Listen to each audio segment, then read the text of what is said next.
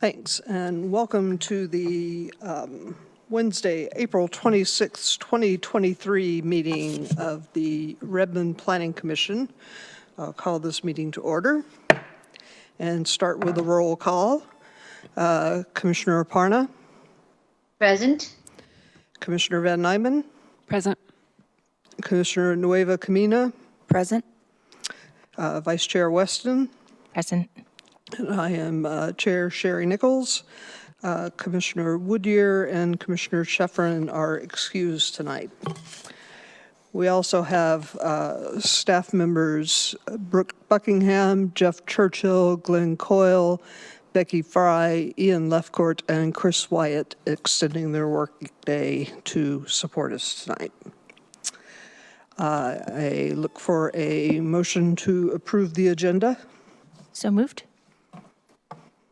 Second. All in favor? Aye. And the motion is approved. We have meeting summaries for the April 12th, 2023 meeting and the April 19th, 2023 annual workshop. I look for a motion to approve those summaries. So moved for both. Second. All in favor? Aye. And those are approved. This is the point in the meeting where we provide for opportunity for public comment on any item that is not the subject of a public hearing. And we have one person signed up to speak to us tonight, David Morton.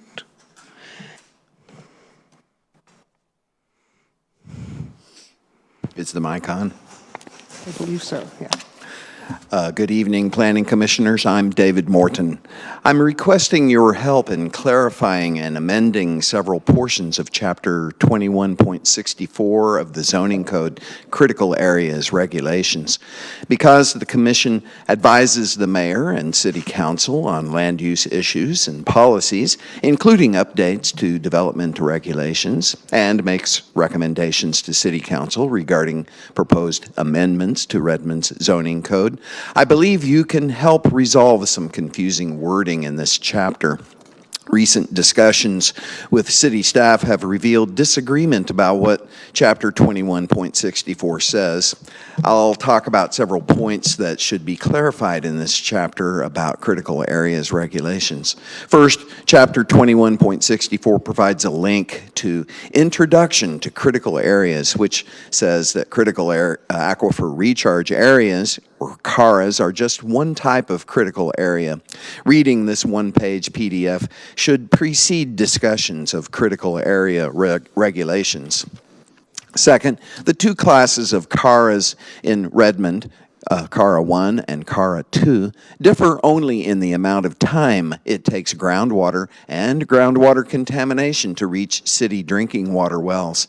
That time is less than 5 years in CARA 1 and more than 5 years in CARA 2. Third, the proposed Southeast Redmond Industrial Growth Center lies almost entirely on CARA 2.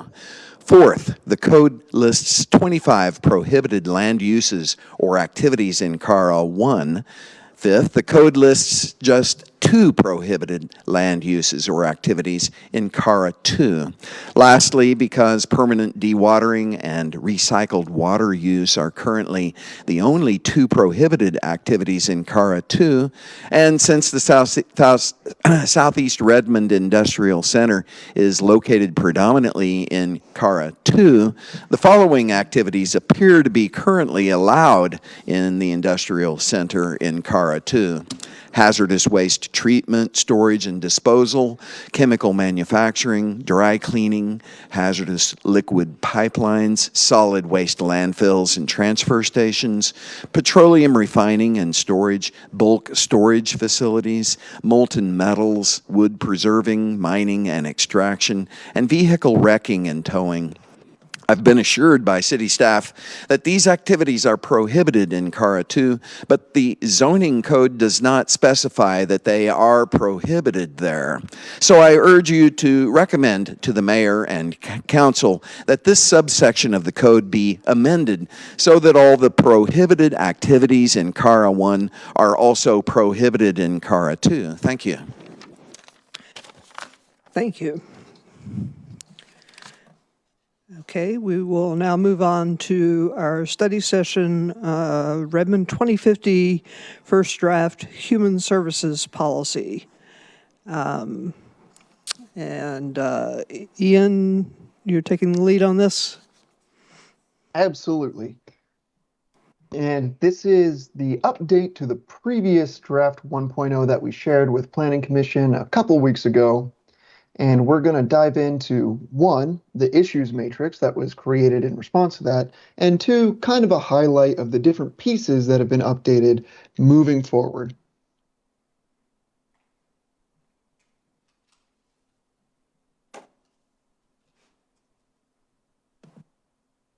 All right. And I will add that we are joined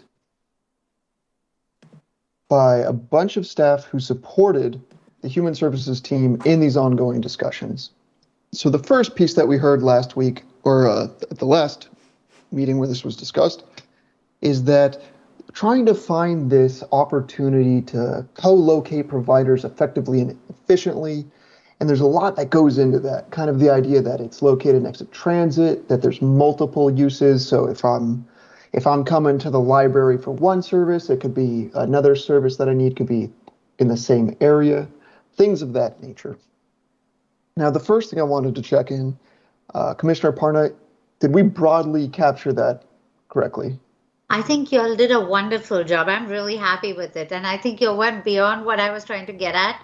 It's looking good. And if I'm hoping the other commissioners agree. So thank you. I would say it's closed. So unless somebody else has a question. I don't see any other questions, so I think we can close that one. Got it.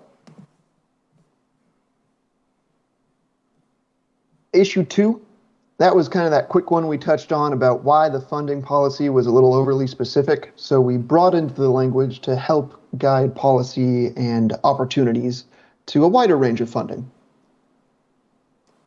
Yep, it's pretty straightforward. We can close that one. That's good. And then 3, this was one where we really noodled on it because so many points of the commission had different pieces that were all interlinked, as really pertaining to the specificity of our language. So we, per the direction of the commission, switched the language from attain to access. We reframed the policy to have a little bit more possible end outcome. And we reframed the policy to be more aspirational while highlighting kind of the underlying values that were guiding that aspiration and direction. And I apologize, I feel like I'm causing feedback. I don't think it's your fault. We're trying to adjust the sound on this end. Want to try speaking again? Testing, 1, 2, 3. I think that's better. Look at us go. Yeah. Yeah.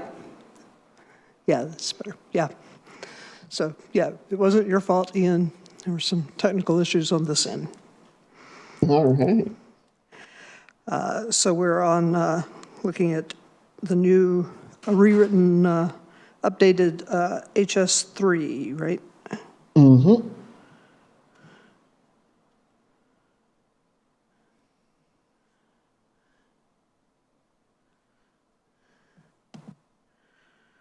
Commissioners, do you think that this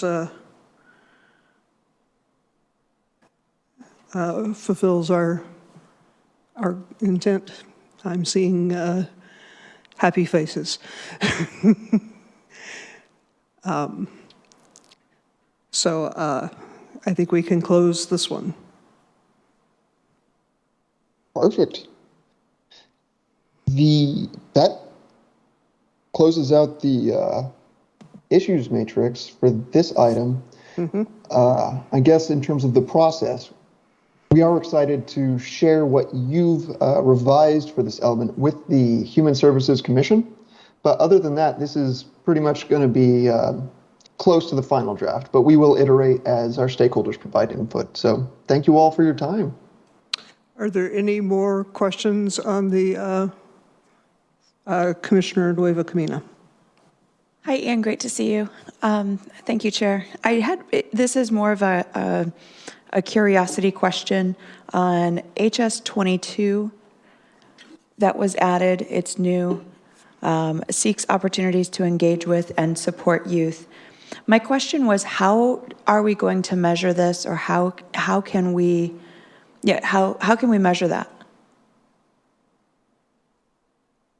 That is a great question, and one we were kind of going back and forth on, because we were considering putting explicit metrics into the policy, but that gets a little overly prescriptive at the policy level. And then the other component was, well, we know that we want the school district to be partners, but we also want to make sure that the people actually attending the schools are their partners. So I would say we'd probably move forward with kind of some of the back end metrics that we're already tracking, but we could perhaps do more demographic cross tabulations of it. So for example, if we're looking at things like food security, or maybe folks coming into shelters, we'd be able to see if there's programmatic outcome differences down the road. Okay, thank you. Any other questions? Commissioner Van Nymen. I just had a comment. I wanted to provide feedback to the commission that when this subject was reviewed at the, what do we call ourselves? The CAC, the Community Advisory Committee.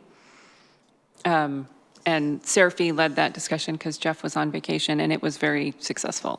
They were very engaged, and there was a lot of really interesting conversation. I hope you heard all about that, Jeff.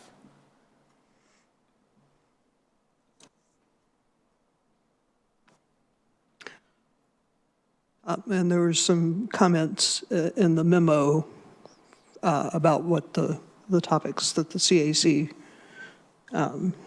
commented on. So, anything else?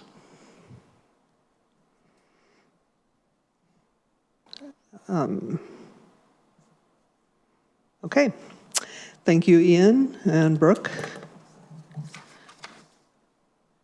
And we will move on to Redmond 2050 Overlay Code Update Study Session. And welcome back, Becky. Good evening, Commissioners. Glad to be back tonight. Grab my screen. We have another set of code updates related to Overlake. There are more coming, and I've outlined in your memo the things that are coming that we're still working on. But we wanted to bring forward pieces and parts that are ready to go forward and get your feedback and extend out to our stakeholders. We are doing another Redmond 2050 Overlake Code open office hours next week. So we'll have this ready for them, and we'll be able to go through these documents and a couple of others next week. We're going to just provide an update on all these topics here. I'll go through at a pretty high level, but I would want and encourage you to stop and ask me questions as you go through if there's anything confusing. Most of these changes this evening are pretty straightforward. There's a couple of discussion items and questions that we do have for you, though. For the land use tables, most of you, except for the new commissioners, have seen the summarized, shortened versions of the land use tables for 2112, which is the overlay section itself. But we also have in 2104, the longer unrolled up versions of every single zoning district in the city. And so we have to go in and make those changes in 2104 as well. And so what we have done and what you have in your packet is the preliminary draft. There's a couple of tiny tweaks we're still working on of edits that actually just match what you've seen before, but in the long form. But we wanted to preview some things that we're also working on that in the next draft that we bring to you of this section will include. We've been working really closely with our Redmond zoning code rewrite team. As you know, Kim and I are leading a lot of cross coordination. And one of the things that we received comments on is that our use tables, while we're updating them, can we make them a little more consistent and a little bit easier to read? And so she and I are working on a couple of usability features that we want to just preview to you. One of them is we're actually adding in a definition for limited uses. So it's very clear what a limited use is and when that category is going to be used. So you'll see in your packet that definition, but it is very clear that it's a permitted use, but there are some requirements for that use. So the first example would be it's a really big broad category, but not all of the uses in that broad category are going to be allowed. And it might be some slightly narrowed instead of the bigger, broader. So for instance, if we have food and beverage, that food and beverage category might be permitted totally, but maybe a convenience store might not be allowed, right? So, or you might not want a bar in a certain space. So in that case, that's one example of where a limited use might be all of the category applies except for this particular subset. And then that would be noted that this is the exception. And then there's another way that we would potentially use limited is if it's a really broad category, but it might be limited to a specific place. So it might be a specific overlay zone or within a particular sub area. So there might be a geographic restriction. And then thirdly, it might actually just have some size limitations or spacing limitations. For instance, there are certain spaces that requirements by law that we have to have a certain distance from other uses or from themselves. So those are, it's a permitted use. It's just that we might actually have some, just restrictions and requirements about that permitted use. So we've added that in there, and we've separated out and provided actually in the definition all of those examples, and so people can actually see and understand better when a conditional use might be versus a conditional use. And so a conditional use we're only using when a conditional permit is required. So a conditional use permit is a very specific review process. So that is something that we're going to be going through all of the use charts and updating them. Since we're updating basically every single zoning district during Redmond 2050, might as well take the opportunity to update that and just make it a little bit more clear while we're in there. So that is something that we're working on. We're also making sure that we're adding in table notes, cross-references, and a lot of just usability features to make it easier for people to find where that might be. Like if it is a limitation that's a reference to another section of code where the spacing limits might be actually codified, then we'd actually provide that linkable cross-reference. You could just jump through. One of the other things that we're doing is we have some notes, like the permanent supportive housing note that appears in every single zoning district where it's allowed, right? So in order to kind of limit how much text is within each specific zoning district, we would actually have the full notation in 2104, and we provide a cross-reference link in the zoning district table itself. So then we'll just say everybody looking for all of the general applies everywhere notes, be sure to go look at 2104. We're going to provide the cross-reference links so you can get in easily into it. But then it just kind of cuts down on the repetition of text. So if we do need to update that particular note, say state law changes again, we only have to change it in 2104 instead of in 16 or 18 different zoning districts. So just wanted to let you know those are just some of the features that Kim and I are working on, and you'll see those come out in the next version. We didn't have time to do that today, but and again, sorry, I should have moved forward that slide. Again, we've just got the specific locations for limited uses.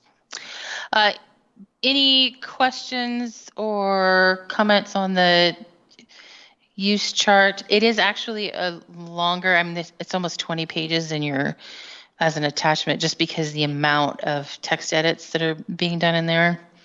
But if you've got any questions, just be happy to answer them. I don't see any. I like pulling limited out, and I thought it was a very clear explanation. Commissioner Weston. This might be an aside. I'm just curious, there were different kinds of editing marks in the document. Some that were red Yes. that are what you're covering, and then there was some blue that seemed like a different thing. Thank you for noticing. So one of the things that we're doing is we are combining Redmond zoning code and Redmond 2050 updates into single packages. So I believe last week staff may have mentioned that to you at your workshop, and I have something in your memo to that effect. What that looks like in practice is when you get a document with a chapter, because we're only going to edit that chapter once, you're going to see in red anything that's coming out of the zoning code rewrite, and in blue anything that's coming out of Redmond 2050. But we're going to all update that chapter and adopt it all at once. Thank you. That makes so much sense, and that's fantastic. So it should make it pretty clear if there's a question of why something might be generated. It should help walk through that. Okay. Okay, so for affordable housing, what we are studying right now is how we're going to meet the new requirements for the affordable housing by AMI. So each of the different market spectrum segments, according to area median income, we have certain targets now or certain goals for each of those packets. And one of the things that we're looking to do is we're studying whether or not we want to increase the required percentage of affordable housing in the Overlake Metro Center from 10 to 15%. We're upzoning. And so we're analyzing, and the hope is that as we upzone, the increased capacity covers the increased requirement. So the impacts from penciling out for developers would be mostly covered if we can make that work. The consultant team is evaluating that right now. We may or use that, or we may adjust in other ways. We have a number of other comments that were options that we're looking at to evaluate meeting those requirements, but that is one of the things, and you'll see that in the packet. Let's see, Aparna. Yes, thanks, Becky. This is very good. I really like the first section where you've simplified everything, made it more usable, because it can be very daunting. So that's awesome. Thank you.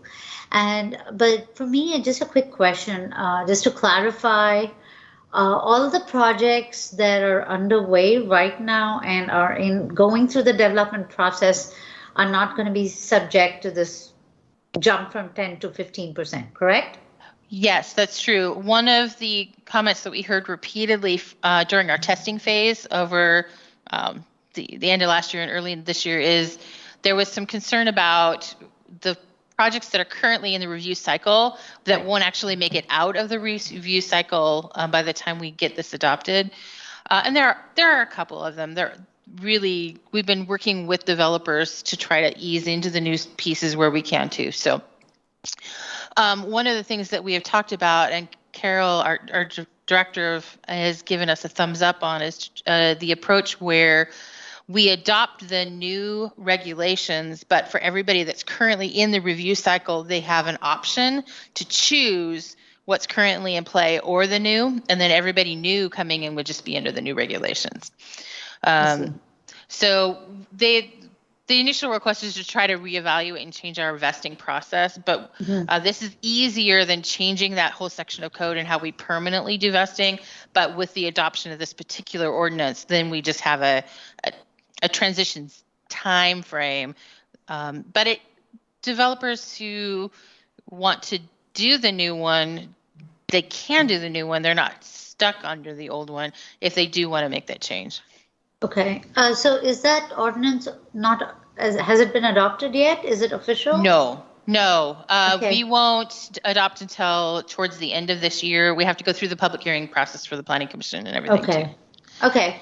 Just wanted to clarify because we don't want everybody kind of panicking about this part. I mean, we want to know that it's addressed. So thank you. Yeah. And all of this will get done at the same time, right? So as we upzone, as we increase what they're allowed to do, we'll increase the incentive package, and then also increase the requirements of things that they're required to do.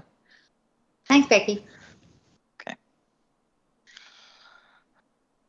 Were there any other questions on this? No, I don't see any, so. Okay. As we finalize the preferred alternative, we're actually evaluating a number of other options for how we're going to meet this requirement. And so we'll be coming back to the Planning Commission with that preferred alternative, and we'll explain all of the things that we're doing, not just to meet all of our SEPA requirements, but how we're going to be meeting this affordable housing market segment, and then the missing middle legislation that just got passed, and a number of other things that we're working on. So we'll do all of those updates when we bring back the preferred alternative. Do you have a question? Commissioner Weston? Sorry, I just had one. When you bring that back, can you also include the information of whether or not, or how close that 15% would actually get us to our goals for affordable housing? Oh, yeah. Because I know they're just really large. I think internally, Ian can pipe in here too, but I don't think there's any expectation that we'll actually be able to meet it. I don't think anybody in King County can meet it just because the cost of it is too much. Ian, did you want to?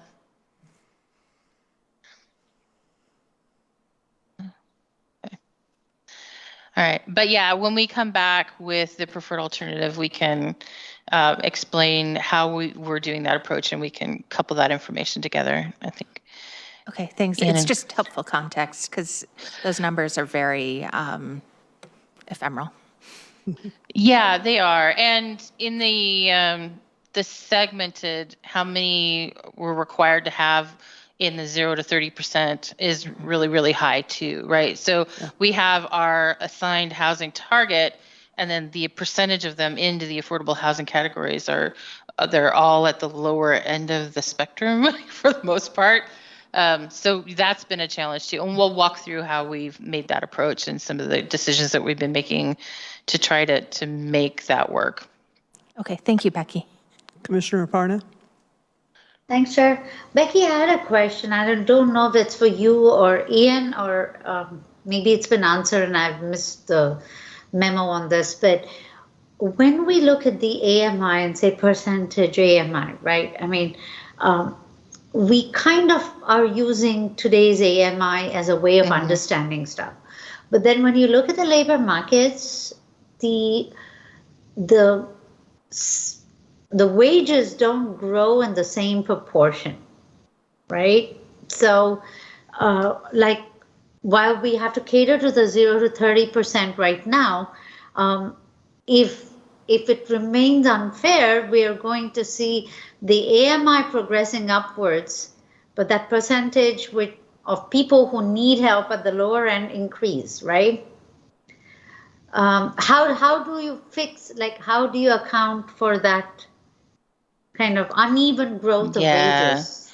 Yeah, we're using Commerce guidance right now, and it does use today's numbers because we don't have projections into the future. But when we come back to you for those conversations in the future, we can ask Commerce if they've tackled that question or if they have thought through that, how AMI will change in the future. Thank you. I know it's a sort of sidebar conversation, so don't focus too much energy on it. But it's more like if we're doing all this and we're expecting developers to change their models, we're expecting all of us to do things differently, we need it to be effective, right? I mean, across time. So I'm a little concerned about that, but I know that it may not be in our control. So anyway, thanks. We'll ask him when we come back. We'll see if we can have Thank you. Answer for you. Okay. All right. So the next section is transition overlay zones.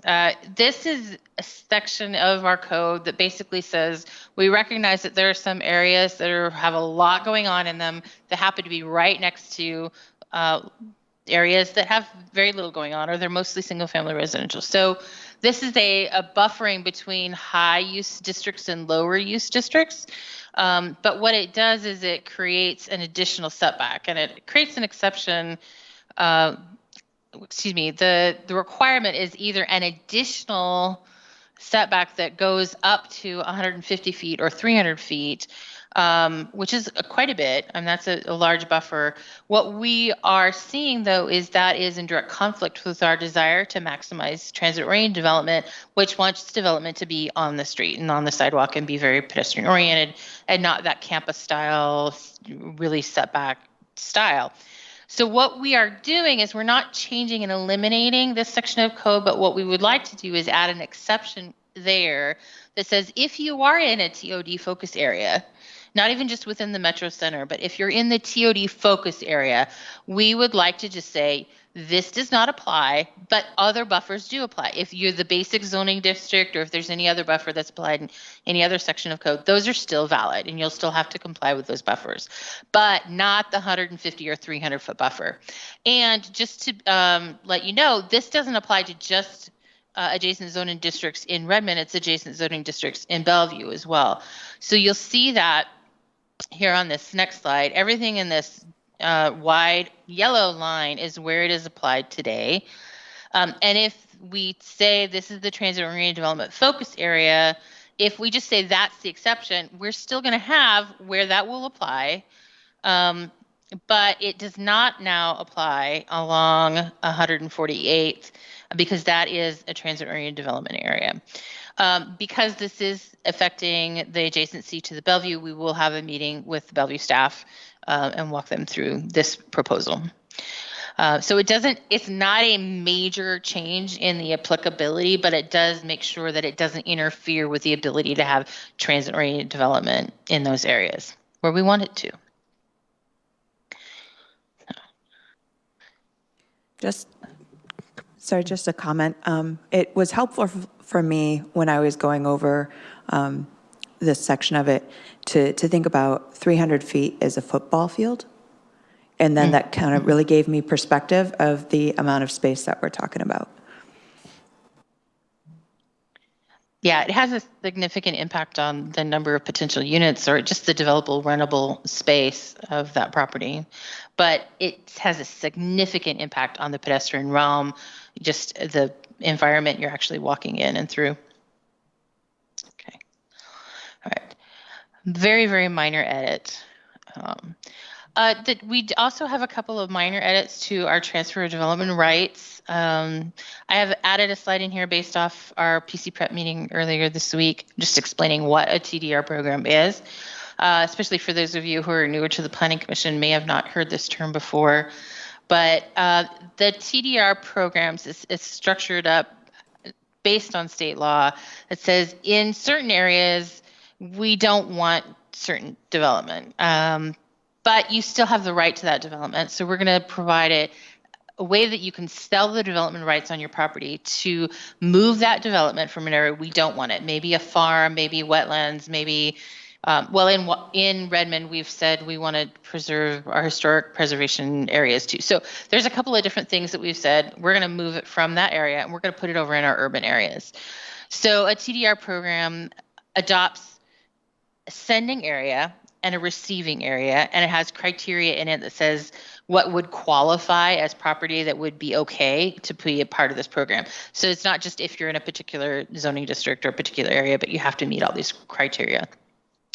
And then it has a system of points that goes through it. But essentially, like a farmer might say, under my zoning district, I might be allowed to put 100 housing units on this farm, but I'm going to preserve it as a farm in perpetuity. So I'm going to sell the development rights that I'm not going to use, permanently remove that from the property, and let those 100 units be developed in an urban area. So that's just an example of what a TDR program would do. It is a permanent program. It permanently removes the development from the sending property. Because we are doing new zoning districts and we're changing some things up as far as the zoning districts go in Overlake, we do want to add in the OV multifamily zoning district, the Overlake multifamily zoning district. We are proposing it to have a sending factor of 14, which is the exact same as Overlake Village and OBAT points. And then We are also adding in language in there that says that if you are a part of the overlay incentive package and you receive the number of points to qualify, you'll be able to do both the incentive package and TDR. Right now, the program is either or. You can either do a transfer of development rights or an incentive package. Almost everybody has. I don't even remember the last time a TDR program in Redmond was done. So the incentive package is usually done without the TDRs. But what we're proposing as another way to move forward in the incentive program is to say, if you reach a certain number of points, you can do both. And so we've added that language here in the TDR section of code. We are also striking, there's a provision in there for parking, and because some of the other code updates that are happening in the transportation policy and regulatory updates, that's really no longer needed anymore. So we're striking that section of code. So this is just a couple of minor edits. It's just to make sure that it's consistent with the other things that we're doing in Redmond 2015. Commissioner Weston. So I had a clarification question about the combination of the incentive package. Does that change the proportion of affordable housing if they do both? No. Is the risk that the new building would be like all luxury? Like I'm just trying to understand the fairness. So what the incentive program is looking at right now is there's a certain number of things that are just required. And then if you do all of these things, the incentive program would allow you to have additional stories, additional density. But it doesn't change the baseline requirements, because otherwise every single incentive checkmark that you'd have to rerun the number of how many units. So we would just have your base proposal, your required units, and then your incentive programs would be built on top of that. What that is intended to do too is that the additional development would help pay for the affordable housing units. So it doesn't negate the affordable housing requirements. They're still there. And the reason why you would be earning the incentive program is because you're meeting additional add-ons in the affordable housing category and other categories as well. Okay, great, thanks.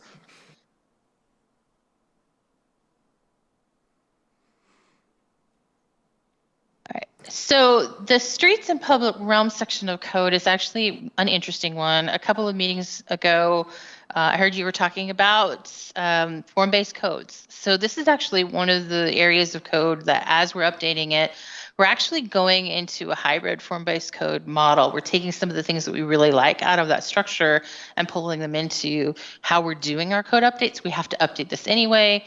Let's do it in this way. So I just want to preview what we're working on. We're working out the kinks, so it may not end up exactly like this because we're still editing and building it together.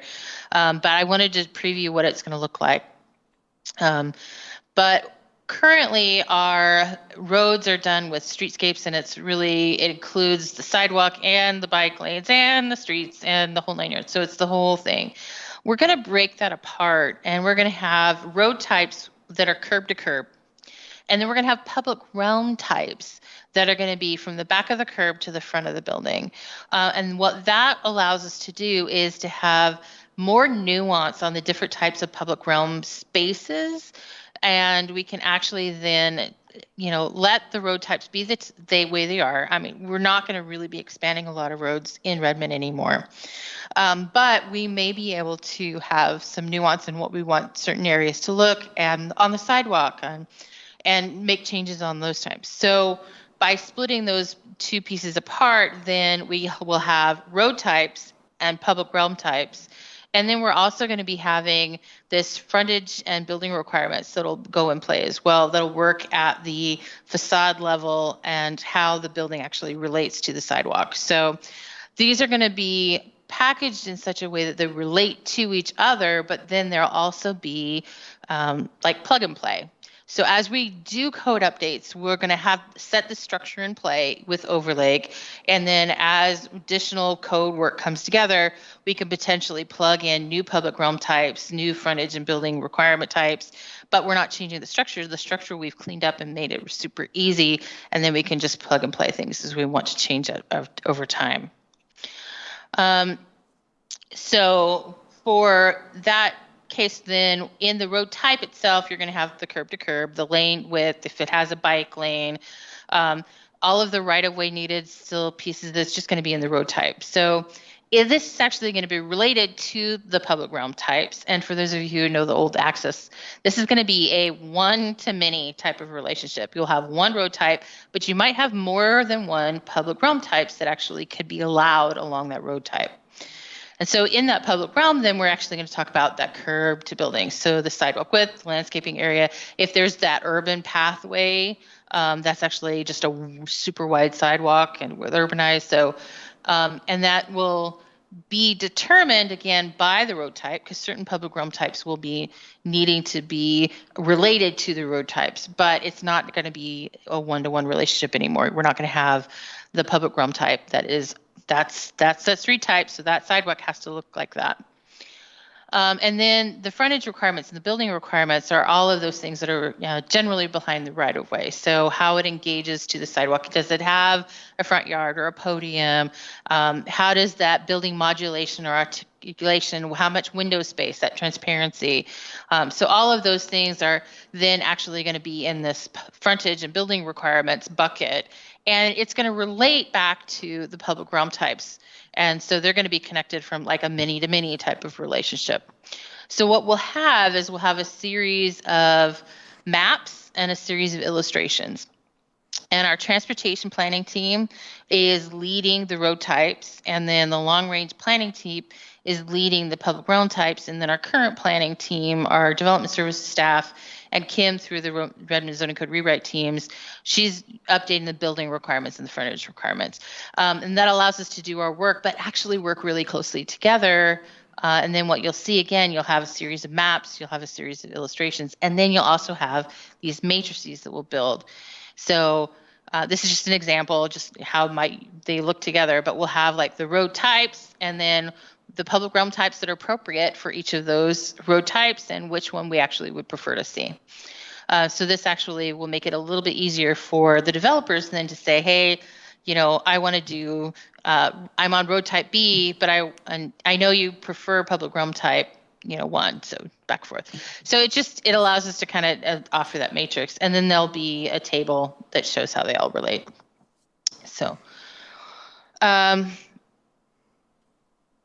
Commissioner super confusing Aparna. without an example, so I apologize for that. Commissioner Aparna? I think it's really simple, Becky, and I think this is wonderful because I think you're designing at the street level, which is really important, considering people are concerned about the density. So what happens at ground level, street level? So I think this is wonderful. I would only make one small suggestion.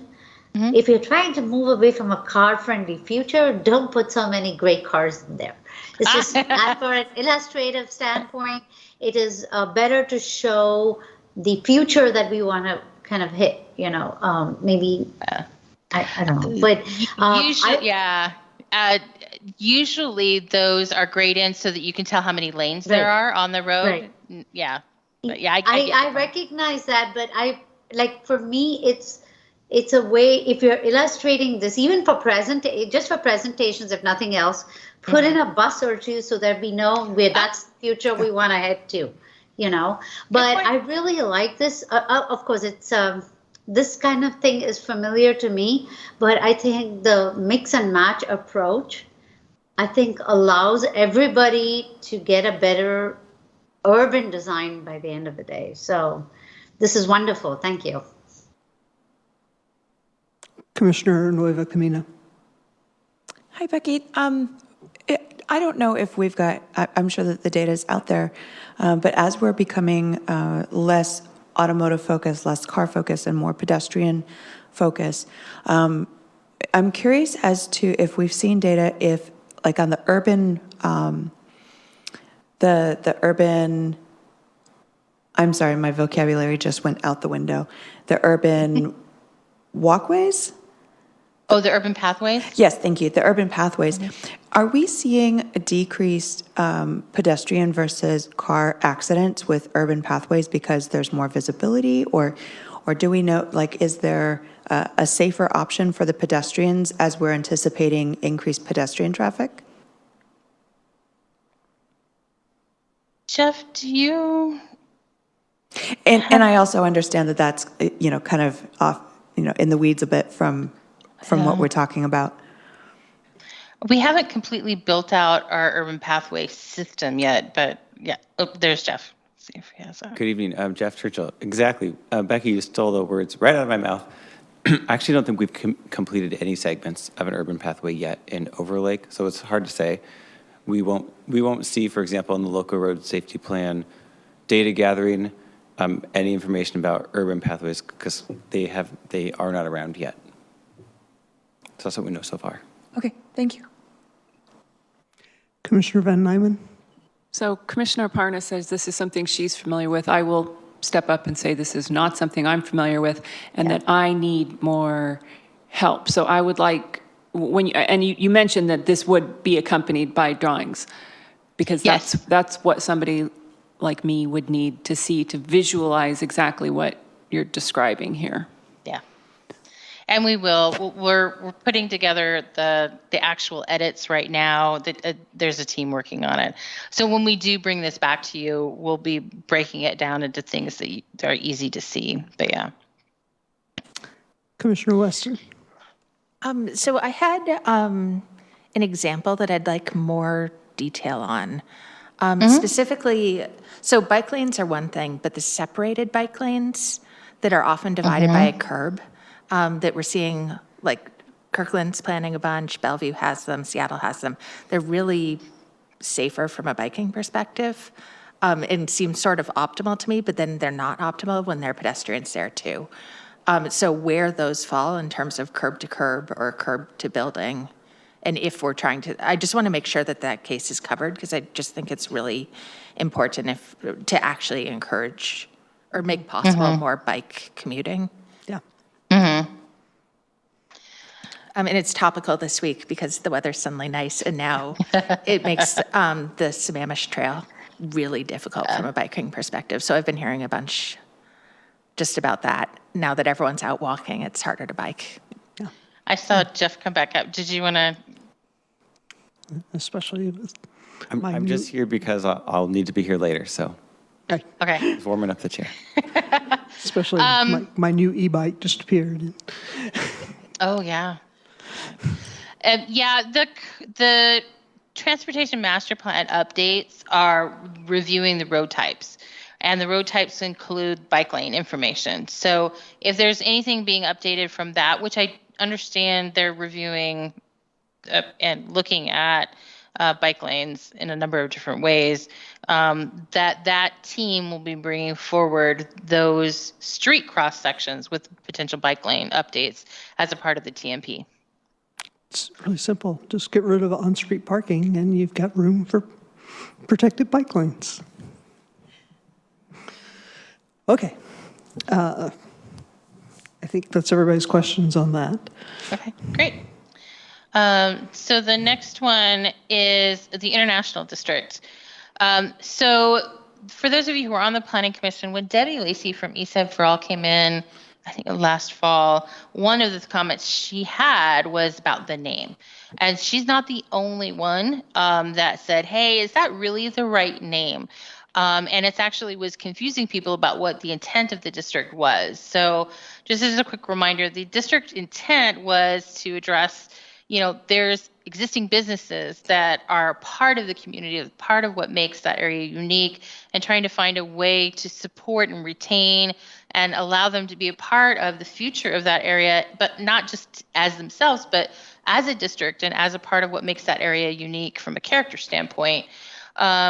And just to celebrate the diversity of cultures in Redmond, not pick one or two, but actually allow all of the cultures that are represented in Redmond to actually appear and actually be visible as you drive through that area. And so the name became something that was confusing. And a couple of folks, as I mentioned, Debbie Lacey from ESEB for All was just one of them, asked us to consider a rename. And some of the things, the ideas that were thrown out that we've received so far were intercultural, multicultural, or cultural districts. So I wanted to bring those to you tonight and just share just some of the definitions and the differences between what they might mean, or what the implications if somebody were to hear that word might be. And then ask you for your thoughts if any of these sound better to you, or if something else might sound better to you. Do we want to still call it international district? Do we want to change the name? So that's just something I'd love to open up for discussion with Planning Commission tonight. Commissioners, what are your thoughts? Commissioner Weston. So I am so glad you are revisiting this name, because I agree with all of the concerns on it. I had a fairly negative reaction to cultural district. I thought it was overly generic, and I also feel there's something pat about it. It's almost like saying the diversity district or something. Like, it just does not feel good. I like intercultural mostly because I haven't heard that other places, so I feel like it doesn't come with quite as much baggage or expectation or predefinition. And it implies some degree of cooperation and mixing that I think really represents the good parts of Redmond. So that was a standout to me. I'd also be fine with multicultural, but it doesn't pop the same way. Commissioner Aparna. I would go the opposite direction than Susan. I like cultural district, and here's why. The cultures are not just from a perspective of like ethnicity or diversity. It can come from anywhere. I can say I want to have, I don't know, it can be anything, and it's fluid. The notion of culture is fluid. So if we're looking at the long range idea, it's what I would say, it's the melting pot district, right? So it can mean anything and be anything. So the more generic the term, the more inclusive it is in the long run. In the short run, yes, it probably has negative connotations, not necessarily negative connotations, but more like it's too generic or not really celebrating our diverse ethnicities here. But I think if you're looking at it as a long-term thing, it is, I would say, go with the shorter term, because it can celebrate anything. It can celebrate hip hop, for instance, right? I mean, it doesn't have to be a particular ethnicity, or hip hop is celebrated across all cultures. I mean, ethnicities. So that's how I see it. But yeah, Commissioner Van Nyman. My concern with cultural district would be that it is, at least as it's currently in my mind, that you would want to consider that it would be, that's where we go to the theater, and that's where we go to look at art, and that's where we go to have highly refined meals and, watch the opera. So, And that is typically how a cultural district, at least in the United States, they're usually like the theater district or the symphony, or it's around the arts more often than not. It's not always going to be that, but I mean, Commissioner Aparna's point was that it is an adaptable phrase, which is perhaps true, and words do evolve. But in my mind, to me, that's what I would think that people would consider when they see that.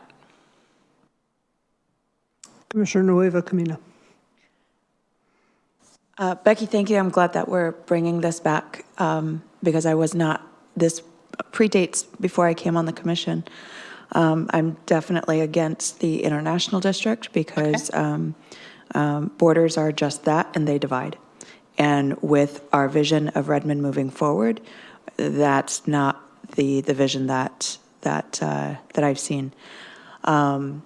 Multicultural for me, being multicultural myself, there's still bits of division.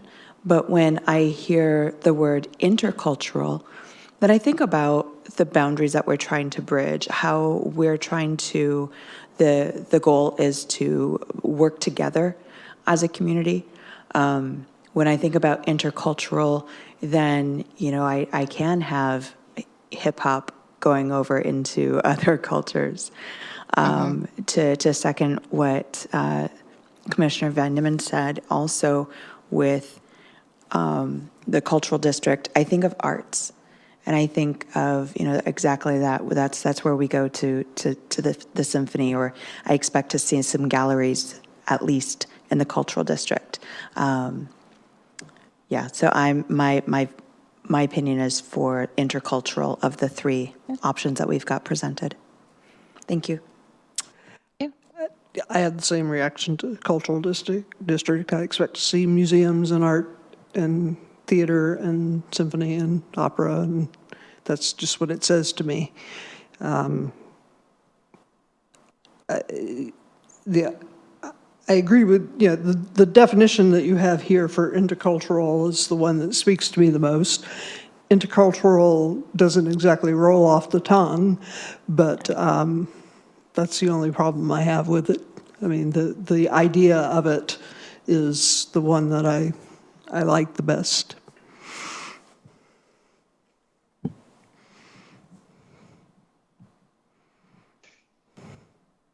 So it sounds like generally we're leaning towards using intercultural and just going ahead and renaming it. I think that's the general, with Aparna being less happy with that, but the rest of us like intercultural the best. I'm okay with intercultural. It would have been my second choice. That's all. So, and it's in my mind, it's the idea behind it which is far more important, as in what we're trying to accomplish. It's a name, I know it's important to name it correctly, but I don't want to get hung up on that. It's what we're trying to do there, which is critical. So yeah, and that is why we're bringing it back, is because that name was getting people hung up, and it was getting confusing, and so I'm happy to rename it because it does speak more directly to the purpose. Any of these names speak a little bit better to the purpose than international does. So. I mean, one advantage of intercultural is nobody's going to have any preconceived notions of what it means because nobody uses it. We'll be designing it ourselves. So, yeah. Commissioner Weston. So maybe this isn't helpful at this point to throw an additional idea out there, but the word exchange comes up several times in the definition of intercultural, and I really like that. So the idea also of a culture exchange district sort of has exchange you tend to see more in economic districts, but that's really a big part of the definition of what we're trying to do here. So I don't know if that's also interesting to people or if intercultural captures it, and I think that's great too. Well, one of the things that I'm doing as we implement this new thing in our code is we have a purpose statement, right? So we'll be creating that purpose statement in the code, and that could be something that we fold into that so that it just makes it really clear that we're talking about that as well.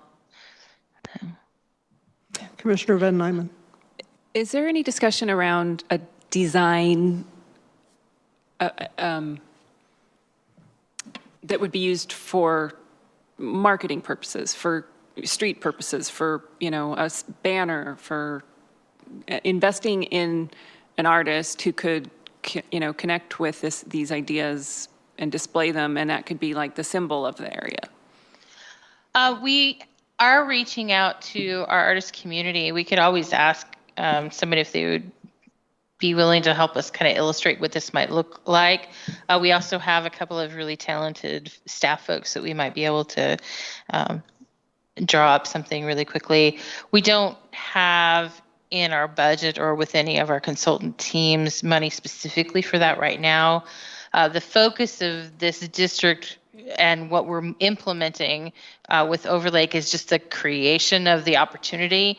And then we're hoping that the Arts and Culture Commission and the One Redmond and other business communities of Philly, Marsh, our economic development programming, and she's doing a lot of districts for business districts, right? So that the actual evolution of this over time, including branding, would come out of the work that happens after we adopt and create the district. Yeah. But we can definitely create some illustrations to express the point and Yeah, what we're exactly. aiming for. Yeah. Insert future design here. Yeah. So, I mean, and you wouldn't want to constrain those other organizations that you're referring to. It should be organic. yeah.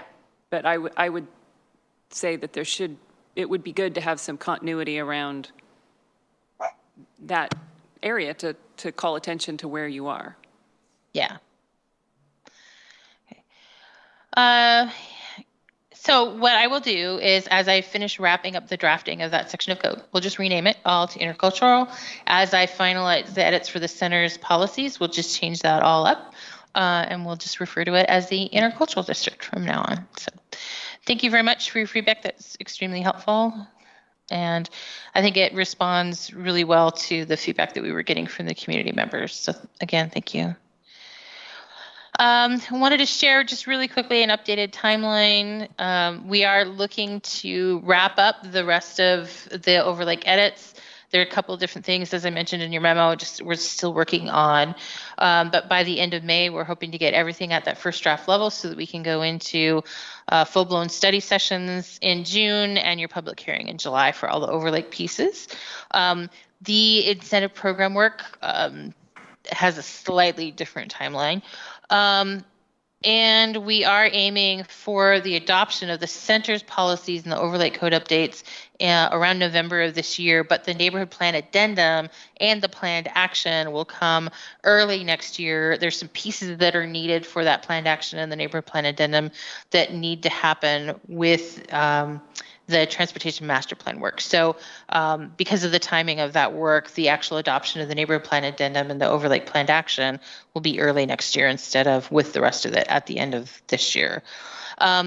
For those who are following along on the planned action piece, that is the SEPA review requirements for Overlake.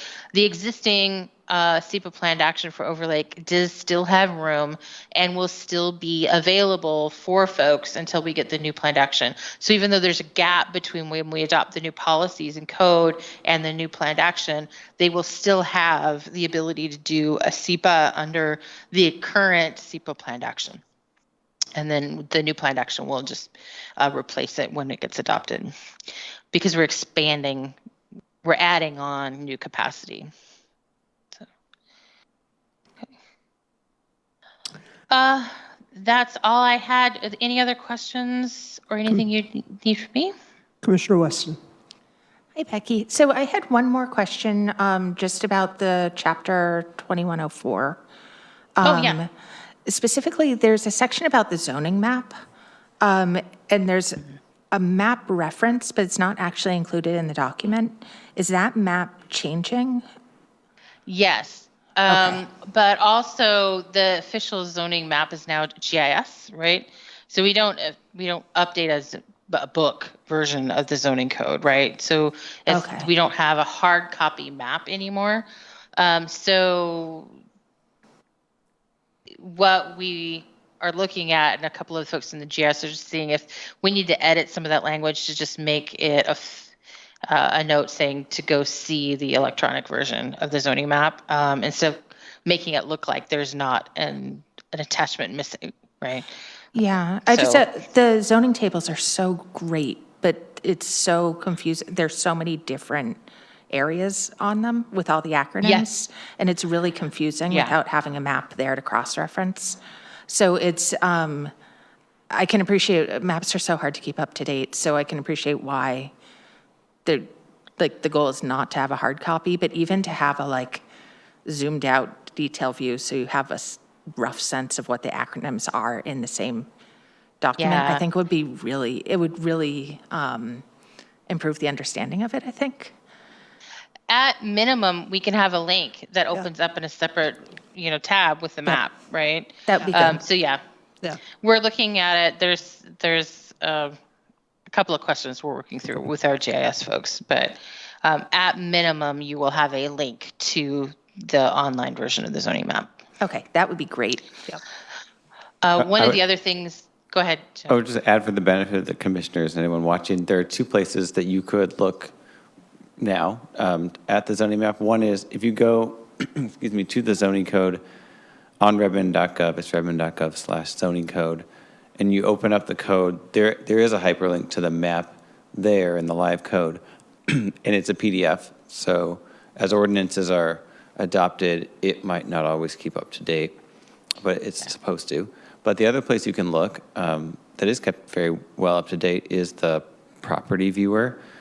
And if you just go to redmond.gov and you search for the property viewer, it has a zoning map layer, and so you can it's an always up to date representation of the zoning. One of the other things you had mentioned is there's a lot of different districts and there's a lot of different acronyms. One of the things that we're working on as part of Redmond 2050 is looking at zoning district consolidation potential. So as we bring forward the land use element update, we'll be bringing forward some proposals for consolidating so we don't have Quite as many. as many. Yeah. So we're taking the approach we're taking with Overlake. We're looking at it citywide. How can we reduce the total number of districts? And I'm not actually opposed to the acronyms at all or the number. It's just, it's so much clearer to me to have a map that just, so that I can see like this rough region. Because it's, Overlake's so big and there's so many different parts of it that are different from each other. And just to follow along on those charts, I think it's easier with a map.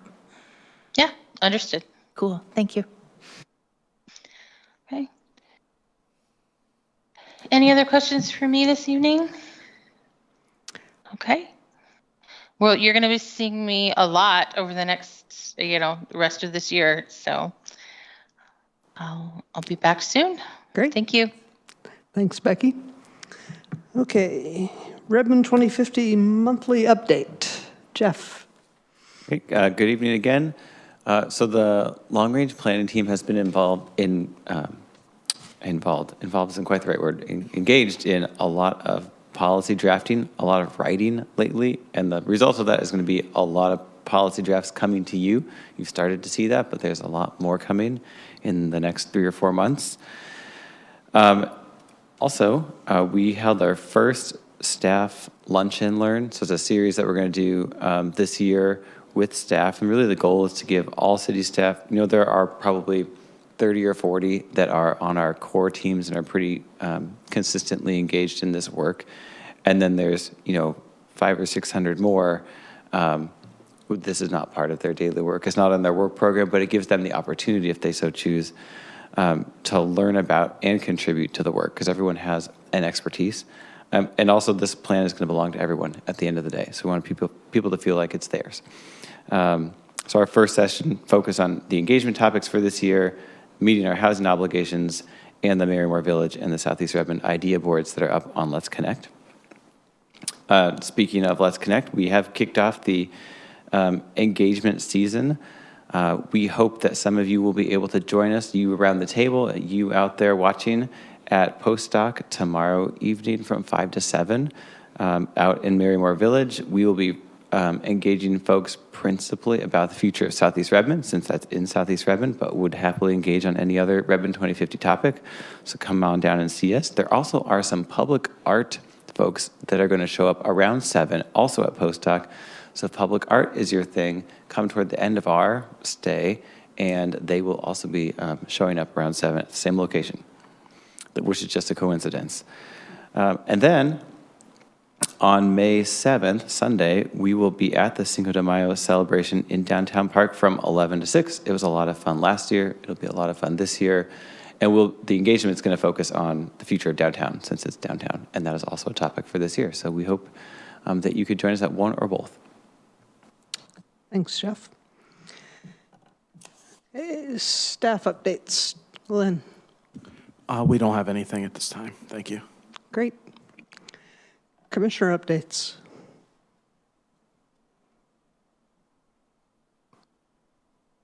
Kraken are ahead 2-1 in the second period.